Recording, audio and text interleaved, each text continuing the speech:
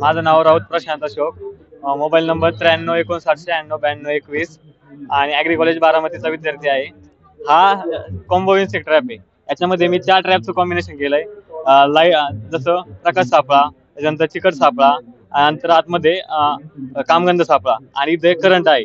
ज्यावेळेस इन्सेक्ट आतमध्ये असलेला प्रकाश सापळा आणि कामगंध सापळा याच्याकडे अट्रॅक्ट होतो.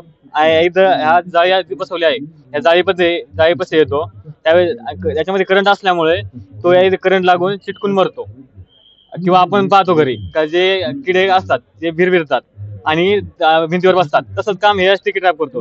तसंच ज्यावेळेस ते इन्सेक्ट इथं बसतात याच्यावर चिटकतात आणि मरतात.